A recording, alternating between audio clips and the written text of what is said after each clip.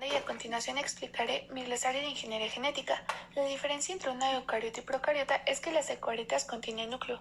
Ahí almacenan su ADN. En cambio, las procariotas no contienen núcleo y su ADN flota al interior de la célula. La diferencia entre virus, bacteria y levadura. Una bacteria es un organismo unicelular que pertenece a los procariontes. Estas cuentan con flagelos y pared celular.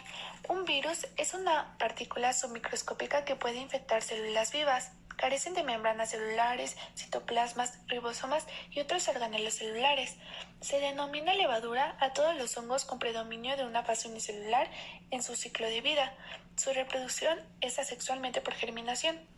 Microbiana es el estudio de la organización y regulación de los genes microbianos y cómo estos afectan el funcionamiento de las células. La meiosis y mitosis son procesos por los cuales las células se reproducen. Las células de las hijas producidas al final de la meiosis son totalmente diferentes de la célula original del padre e incluyen una mezcla entre genes maternos y paternos. Las células de la hija creadas de mitosis son genético, lo mismo que la célula original del padre. La mayoría de bacterias se reproduce por fisión binaria. Este proceso es simple, la célula simplemente necesita crecer al doble de su tamaño y después se divide en dos. Entre proteína, carbohidrato y lípido, las proteínas son sustancias complejas formadas por los elementos CHONS, carbono, hidrógeno, oxígeno, nitrógeno y azufre, de elevado peso molecular con 4 niveles. Su monómero son los aminoácidos. Los carbohidratos son polihidróxidos aldehídos o cetonas formados por carbono, hidrógeno y oxígeno. Su monómero son los monosacáridos. Los lípidos son moléculas no polares, insolubles en agua, formados por carbono, hidrógeno, oxígeno, en ocasiones fósforo, nitrógeno y azufre. Su monómero son los ácidos grasos. Los ácidos nucleicos son el ARN y el ADN. Una diferencia es que uno contiene ribosa y el ARN desoxirribosa. Tienen como función almacenar, transmitir y expresar la información genética. El metabolismo es el conjunto de reacciones químicas que le permiten a un organismo vivir, crecer y reproducirse. Estas reacciones se les denomina rutas metabólicas. Entre las estructuras del ADN, la primera se trata de una secuencia de desoxirribonucleicos de una de las cadenas. La segunda es una estructura en doble hélice. La tercera consiste en una fibra que se halla retorcida sobre sí misma, formando una especie de superhélice. Y la cuarta es el enrollamiento que sufre el conjunto de nucleosomas. Recibe el nombre de solenoides. Una manipulación in vivo es una ciencia que se refiere a la experimentación hecha dentro del tejido vivo de un organismo vivo. La in vitro se refiere a una técnica para realizar un determinado experimento en un tubo de ensayo o generalmente en un ambiente controlado fuera del organismo. El ADN recombinante es una tecnología que utiliza enzimas para cortar y unir secuencias de ADN de interés. Región concreta de ADN que transmite información de una generación a otra. Un genoma es el conjunto de genes y otras secuencias que contienen la información necesaria para que una célula pueda existir y reproducirse.